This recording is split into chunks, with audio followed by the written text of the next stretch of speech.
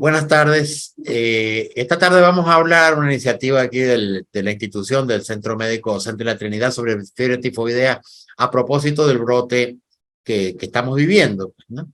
Entonces, este Instagram, que lo tienen disponible por live o por el canal de YouTube de Clínica, tiene por objetivo pues aclarar las dudas para todo el mundo, ya sea para la población en general o para los médicos o enfermeras o quien quiera interesarse sobre esta patología y sus distintos aspectos. Ustedes pueden hacer preguntas online cuando quieran. Tenemos una serie de preguntas que han llegado ya antes de iniciar el Instagram, que podríamos comenzar a hablar un poco de cada vez, ¿no? Contestar de manera como me parece que es más natural según se trate de prevención, contagio o terapéutica, ¿no? Una primera pregunta muy importante es cuáles son los síntomas, ¿no?, de la fiebre tifoidea. La fiebre tifoidea es una enfermedad pues, que tiene muchísimo tiempo, desde épocas antiquísimas se conoce, Hipócrates conocía ya de fiebre. La fiebre tifoidea es muy difícil de diagnosticar. ¿Por qué? Porque tiene síntomas clínicos. Con bases exclusivamente clínicas, es muy difícil que usted pueda diagnosticar una fiebre tifoidea. Para diagnosticar una fiebre tifoidea, usted tiene que tener una serie de síntomas que son bastante inespecíficos y un antecedente epidemiológico en general, o estar en alguno de los países donde la fiebre tifoidea es frecuente, o que esté en un brote como estamos nosotros en este momento. La fiebre tifoidea es una enfermedad que es más frecuente con malas condiciones sanitarias, con mala disposición de excretas, con mala disposición de agua, ¿no? Es muy frecuente en la India, en Pakistán, en Indonesia, en Sudáfrica, y en América los dos países que tienen tradicionalmente altos índices de fiebre tifoidea son Haití y Chile, ¿no? Los síntomas, aquí yo le voy a poner esto para que este del que cita una estudio de Haití del año antiguo, pero que sirve para ver los síntomas, donde ustedes pueden ver que el síntoma más frecuente es la fiebre, ¿no?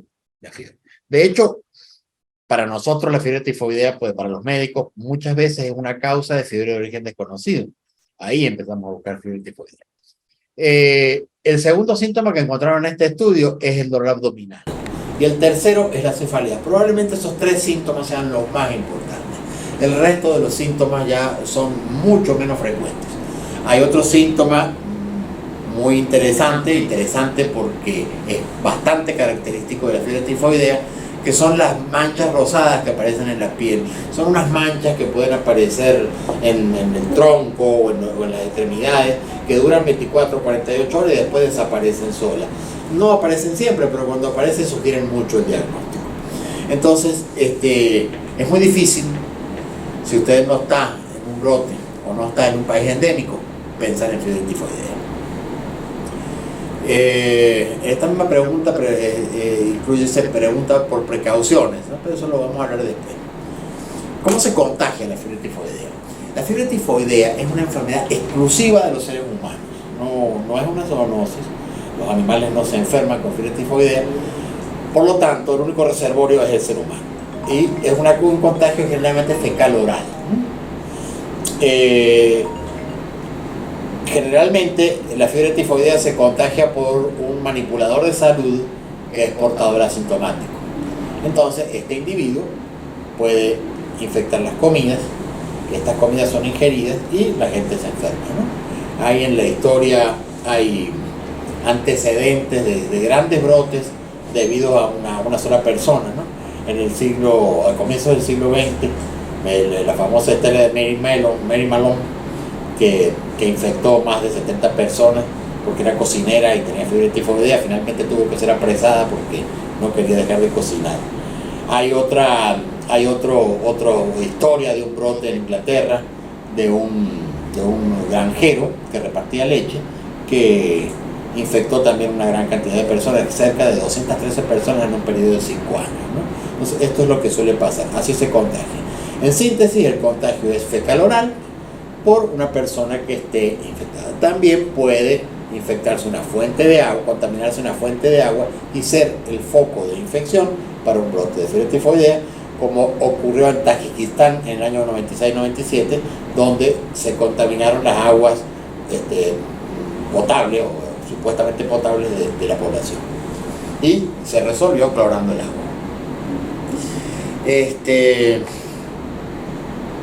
Acá se pregunta, bueno, por eso para la precaución y prevención, ¿qué se recomienda? Bueno, se recomienda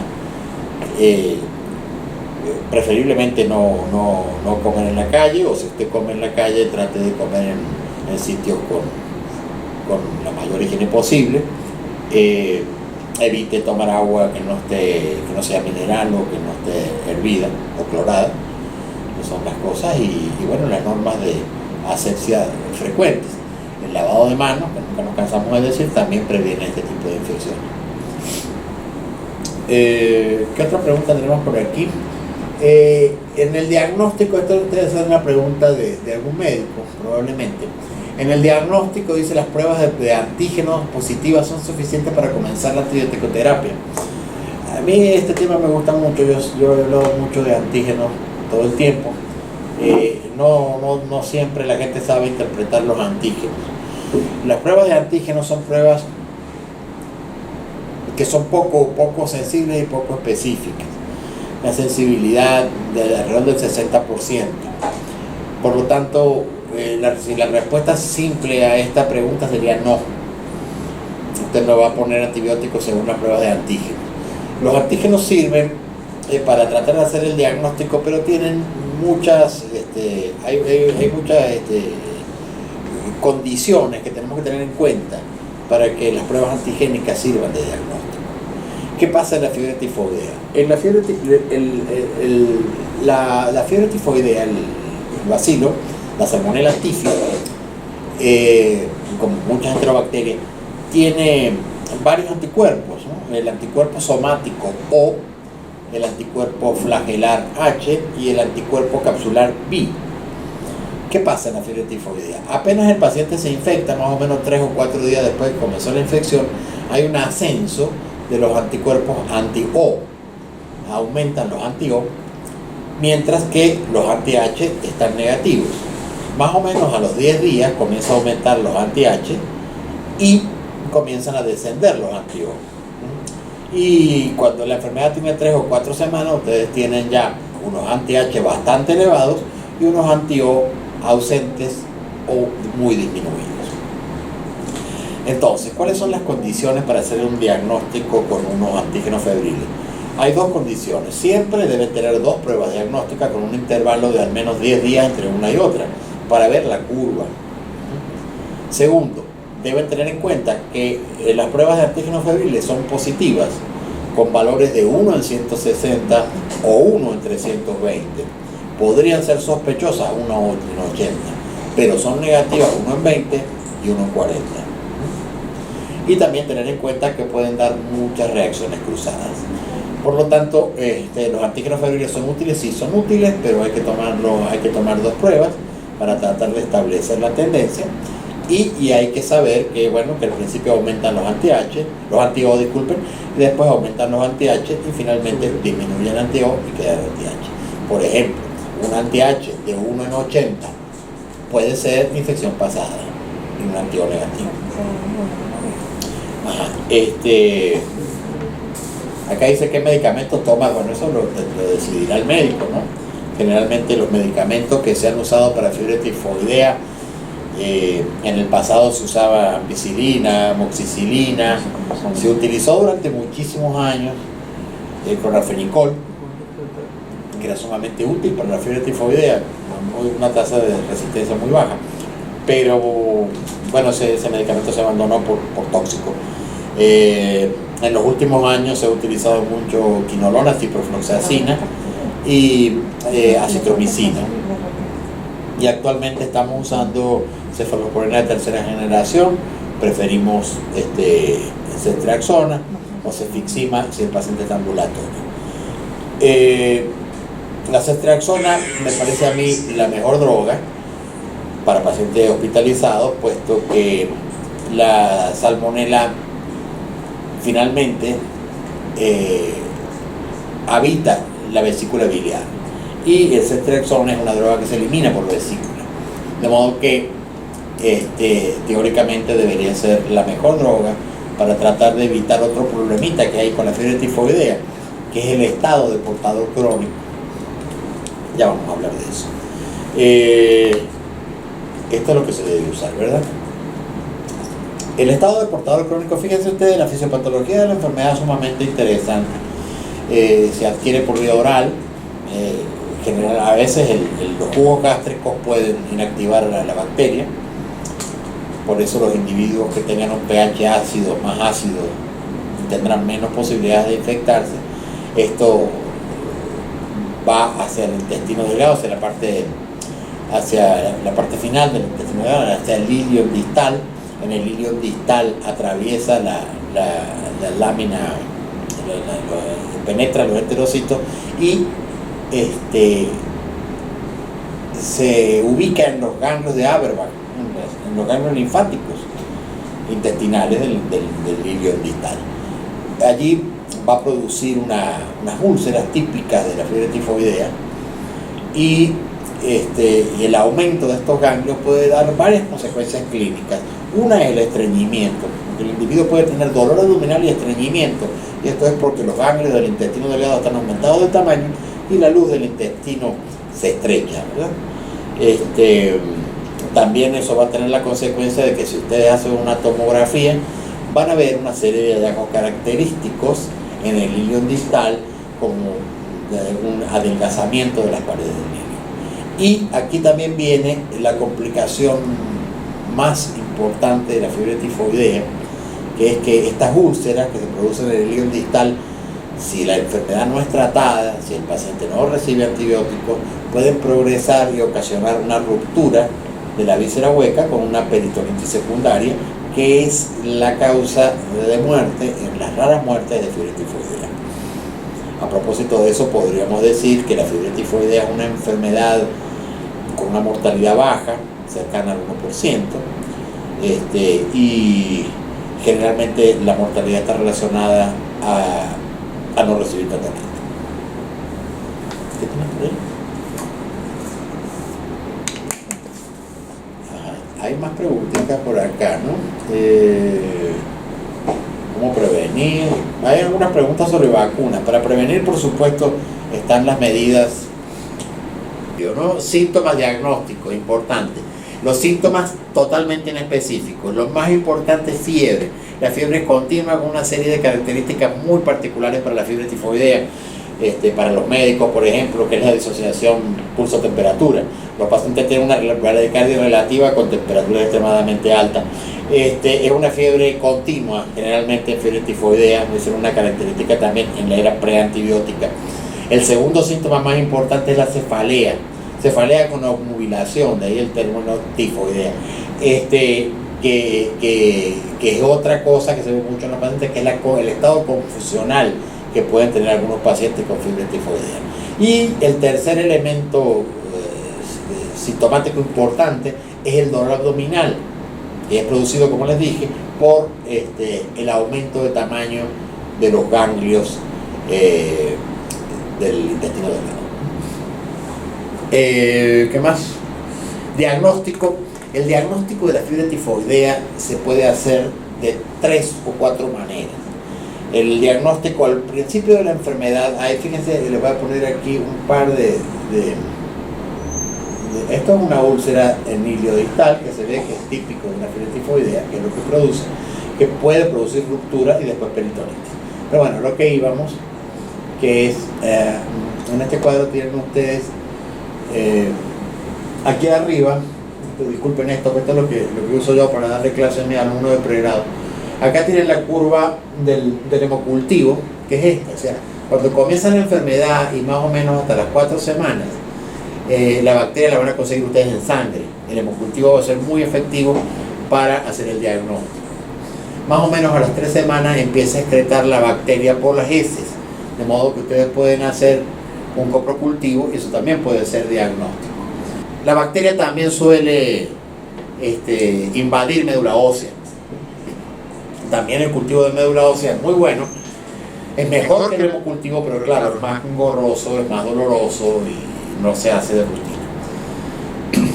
La invasión de médula ósea también tiene como consecuencia el hecho de que los pacientes con fiebre tifoidea muchas veces tienen los glóbulos blancos bajos en lugar de tenerlos altos.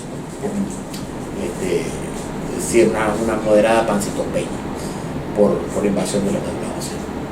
Entonces el diagnóstico lo van a hacer ustedes al principio de una enfermedad por hemocultivo, promediando la enfermedad y en convalecencia por el coprocultivo, y en cualquier momento por antígenos febriles, como les dije, con dos muestras tomadas con un intervalo de aproximadamente 10 días.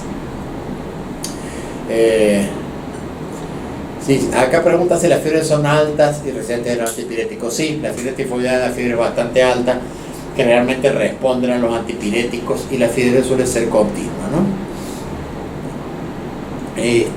Las reglas de oro para evitar contagiarse. Bueno, como les dije, todas las enfermedades gastrointestinales infecciosas se evitan con lavado de manos, con normas higiénicas estrictas, tomando agua potable, lavando bien los alimentos. Esas son las cosas. Podríamos insistir en varias de ellas. En este momento en nuestro país tenemos una proliferación muy grande de ofertas de comidas y bueno, el Estado debería garantizar que todos los manipuladores de comida estén, que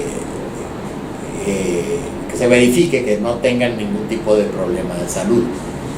De hecho, en algunos países, en los países endémicos, los manipuladores de comida son vacunados contra fiebre tifoidea, pero este no es un país endémico. En prevención también existen 3 tipos de vacunas para fiebre tifoidea. Ninguna es muy buena, generalmente requieren revacunación.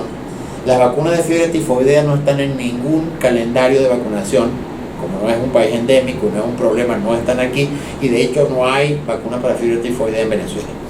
En Chile puede haber algunas vacunas, y en los países donde la fiebre tifoidea es endémica hay vacunas. De cualquier modo, la indicación de vacunas generalmente sería para algunos segmentos de la población, manipuladores de alimentos y probablemente niños. Acá pregunta si la fiebre tifoidea presenta siempre diarrea. No, la fiebre tifoidea no presenta diarrea. Es más, es raro que presente diarrea. Es más frecuente que presente estreñimiento.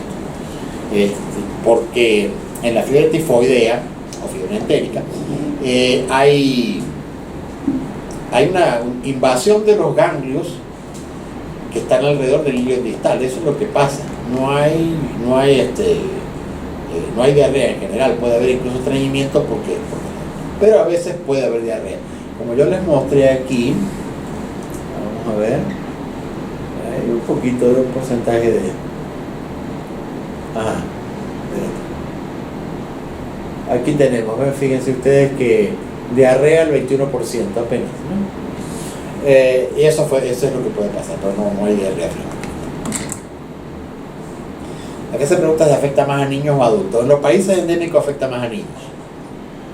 Pero nosotros aquí, como es un brote, probablemente el brote hay que determinar a qué está asociado el brote, pero en este momento en Venezuela lo que no hemos tenido niños, hemos tenido solamente pacientes adultos, pero en los países endémicos afecta más a niños. ¿Qué puede pasar ahora una vez que hay un brote? Más o menos entre el 1 y el 4% de los individuos pueden ser portadores crónicos, asintomáticos, y excretar después la salmonela por las heces. La salmonela, después que causó la enfermedad, se va a localizar en la vesícula biliar, tiene la facultad de vivir, de poder vivir con la bilis, convivir con la bilis. De hecho, los medios de cultivo para salmonela son biliados. Y después de allí, con las sales biliares se excreta en las heces y sale todo el tiempo. Entonces, el 1% de estos individuos son portadores crónicos y pueden perpetuar la enfermedad, es decir, pueden contagiar. Si estos individuos portadores crónicos son manipuladores de alimentos, pueden ocasionar otro brote. Acá se pregunta qué es brote, ¿no? Brote es cuando hay la aparición de una enfermedad que usualmente no aparecía. Un brote puede ser un caso, o pueden ser 2 casos, o pueden ser 20 o 100 casos, no importa. Eso es un brote. Luego aparece una enfermedad que usualmente no aparece. Acá preguntan cómo comienza esta enfermedad. Esta enfermedad comienza generalmente con malestar general, mucha cefalea, obnubilación y fiebre. Y después puede aparecer dolor abdominal. A veces con diarrea o a veces solamente malestar en específico. Eso es todo. Y la fiebre dura tiempo, puede pasar semanas con fiebre.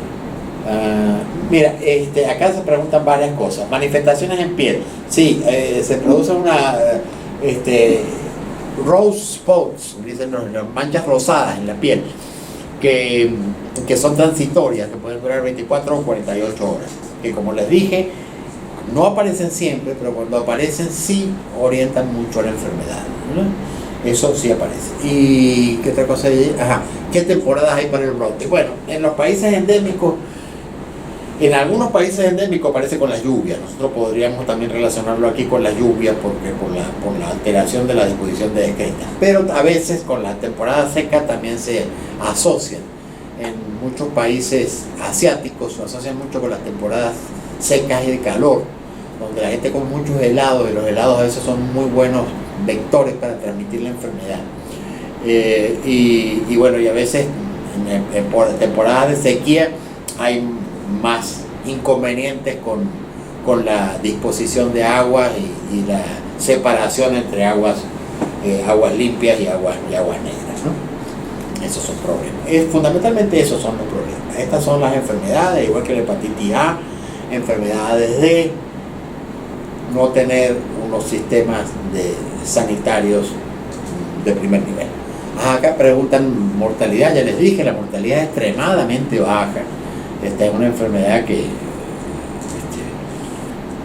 produce una mortalidad muy baja del 1% y en pacientes no tratados. Es decir, yo no creo que eso sea un escenario que podamos nosotros tener o ver aquí, porque la mortalidad se produce por perforación de vísceras huecas en individuos que no reciben antibióticos, que no se les hace el diagnóstico, obviamente. Y la otra pregunta es: ¿hay motivo para alarmarse? Pues bueno, esto es una llamada de atención de que los sistemas sanitarios, que la manipulación del procesamiento de alimentos y que la calidad de las aguas no son buenas. Eso está claro. Eso hay que hacerlo. O sea, que aquí se impone buscar cuál es la fuente de brote, si se puede conseguir o no.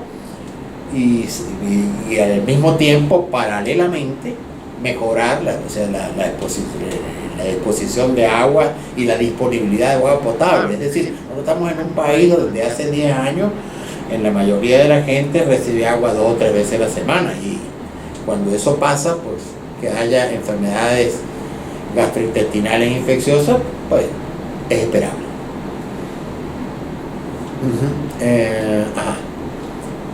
Preguntan nuevamente por los antígenos febriles. Vamos a tratar de explicar los antígenos febriles con este cuadrito para que lo entiendan los que tienen que interpretar antígenos febriles. Acá ustedes tienen el antígeno O, aquí tienen el antígeno H, y aquí tienen la semana. 1 semana, 2 semanas, 3 semanas, 4 semanas. Cuando el paciente, a la semana más o menos que el paciente comienza la enfermedad, comienza el ascenso de los antígenos febriles. 80, 160 del antígeno O, ¿no? La primera semana. A los 10 días, en ese momento el antígeno H no está, que es el antígeno del flagelo.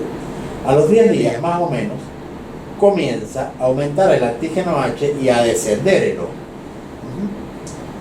Finalmente, en un paciente, entonces, fíjense ustedes, si tienen un paciente con enfermedad aguda, tendrá un antígeno O positivo y un antígeno H negativo. Y ustedes lo repetirán a los 10 días, y a los 10 días va a tener un antígeno H que está subiendo y un antígeno O que está bajando. Ahora, si ustedes tienen un paciente que tiene 3 semanas de enfermedad, probablemente consigan solamente el antígeno H y no consigan el antígeno O. Van a conseguir un H positivo y uno negativo. Y si repiten los 10 días, conseguirán el H aún más alto y la persistencia de la ausencia del antígeno O. Si ustedes tienen un paciente que no tiene fiebre tifoidea, puede tener un antígeno H elevado, pero no mucho, en 80 o en 160, que puede ser un contacto con una salmonela en algún momento o una reacción cruzada. Y ausencia de antígeno. Digamos que de los antígenos, el más diagnóstico es el O, porque el O es agudo y desaparece, y el H que aumenta. Y como siempre, recordar que para hacer un diagnóstico por prueba antigénica tienen que tener 2 pruebas con un intervalo de 10 días entre una y otra. ¿Cuál es el tiempo de incubación de esta enfermedad? Bueno, este es variable, va a depender de muchas cosas, pero generalmente entre 10 y 14 días más o menos empiezan a aparecer los síntomas después de haber tenido el contacto, ¿no? Acá preguntan cuántos casos llevamos, eso no tengo la cifra exacta, creo que son más o menos 20. Y bueno, todavía hay cosas que tienen que hacer las autoridades de salud, ¿no? Que es tipificar los casos, ver si todos vienen de la misma fuente o de distintas fuentes, tratar de buscar si existe una sola fuente de la enfermedad o varias, y al mismo tiempo pues mejorar todo el sistema, fundamentalmente de manipulación de alimentos y de disposición de aguas, para poder evitar esto. A ver qué otro nos queda por aquí. Es decir, acá claro, aquí preguntan en la prueba del diagnóstico antigénico si son suficientes para poder comenzar antibiótico-terapia. La antibiótico-terapia ustedes la van a comenzar cuando tengan alguna evidencia, ¿no? Van a hacer las pruebas de cultivos. Si las pruebas de cultivos son positivas, tienen el diagnóstico. En un contexto, si ustedes tienen un antecedente epidemiológico importante, supongamos ustedes tienen un caso conocido de fiebre tifoidea y tienen un familiar o un contacto cercano con fiebre, pues bueno, también es razonable iniciar el antibiótico. Espérate que hay otra preguntita. ¿Cómo se detecta un portador asintomático? Un portador asintomático se detecta con un coprocultivo. Ustedes hacen un coprocultivo y buscan salmonella tífica. Y si está allí, pues está. Y generalmente, en el pasado, y generalmente los portadores asintomáticos, que suelen ser gente que tiene litiasis biliar, ¿no? Porque como les dije, la salmonela finalmente se ubica en la vesícula biliar, y los individuos que tienen cálculos biliares, la salmonela se adhiere a través de una sustancia que se llama biofilm, y está allí y es muy difícil de sacarla. En el pasado se hacía colecistectomía para eliminar el estado de portador. En la final de los 90 se hicieron varios estudios con drogas, con antibióticos para eliminar el estado de portador con éxito variable, pero no se han vuelto a hacer. Yo creo que ahorita con los antibióticos nuevos, más potentes, pues debe ser mucho menos frecuente el estado de portador. De cualquier manera, yo pienso que a los individuos con fiebre tifoidea se les debe hacer un coprocultivo posterior a la culminación de la enfermedad para ver si fueron o no, si quedaron o no siendo portadores asintomáticos. A ver qué más tenemos por allí. El tratamiento, pues el tratamiento es bastante sencillo. Hay muchísimos antibióticos que sirven. El tiempo de tratamiento no ha sido, no está totalmente claro. Se dice que entre 7 y 10 días. Y pueden usar 1 o 2. No hay ninguna evidencia de que 2 drogas sean mejor que una. Se puede usar cefixime, se puede poner tercera generación, entre ellas cefixime. Hay pruebas con la citromicina, no es un antibiótico que me guste mucho, pero se puede usar. La ciprofloxacina puede ser un antibiótico útil. En los países donde la enfermedad es endémica, hay bastante resistencia a citromicina y a cipro, pero nosotros aquí no hemos visto eso. Generalmente la salmonela es sensible a todo. ¿Cómo se contagia? Preguntan también acerca del diagnóstico diferencial. Como les dije, la fiebre tifoidea, este síndrome que se caracteriza por fiebre, cefalea, malestar general, dolor abdominal. Sindromáticamente se llama fiebre entérica. Cuando es producida por Salmonella typhi se llama fiebre tifoidea, y cuando es producida por otras bacterias como Salmonella paratyphi A y B se llama fiebre entérica. Esta enfermedad es muy difícil de diagnosticar si ustedes no están pensando en ella, si ustedes no tienen un antecedente epidemiológico que les apunte hacia la fiebre tifoidea.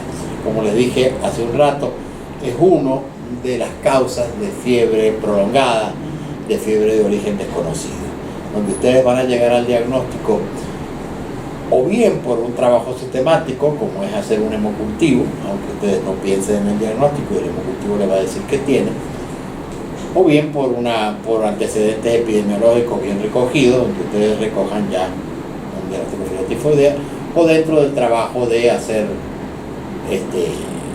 coprocultivos o antígenos febriles, que de hecho son pruebas que se hacen en pacientes de fiebre de origen desconocido. Bueno, las recomendaciones generales para todo el mundo es, bueno, cuidar mucho el sitio donde comen, tratar de comer en los sitios donde tengan las mejores condiciones higiénicas. Como lo repetimos 1000 veces todo el tiempo, lavarse las manos muy bien antes y después de comer, y antes y después de manipular alimentos. Y bueno, eso es lo que está en sus manos, ¿no? Probablemente la epidemia de COVID nos ayudó mucho a lavar las manos, a usar alcoholes y a mantener una mejor higiene que antes. Eso es importante. Pero bueno, hay otras cosas que están fuera de nuestras manos, que son la disposición de aguas, la separación de aguas blancas y aguas negras, agua potable, cloración de agua. Lo que pueden hacer ustedes, por supuesto, es asegurarse de consumir agua hervida o agua clorada. Y bueno, cuando acudir al médico, ustedes van a acudir al médico si tienen una fiebre tifoidea, porque es una fiebre que no para con nada. A veces uno tiene fiebre y dependiendo de la personalidad del enfermo, hay individuos más estoicos que permanecerán 7 u 8 días esperando que se quite la fiebre, y otros que irán a las 24 horas de tener fiebre. Pero con la fiebre tifoidea van a consultar al médico porque la fiebre no se quita, puede durar semanas, ¿de acuerdo?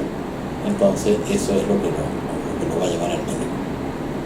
Es importante ir porque si bien es una enfermedad con una mortalidad muy baja, la mortalidad ocurre solamente en aquellos individuos que no reciben tratamiento. Bueno, ahora nos va a quedar otra interrogante, que es qué va a pasar con esto, ¿no?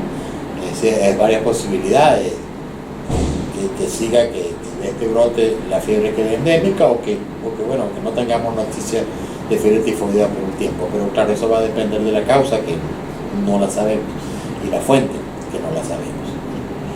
Mientras tanto, hay que tomar todas las medidas generales. ¿Qué me dices? ¿Qué peligro tienen los niños? Como les dije, en los países endémicos, la población, los niños son la población más afectada. Aquí en Venezuela no hemos tenido de afectación de niños. En realidad no sabemos qué va a pasar, porque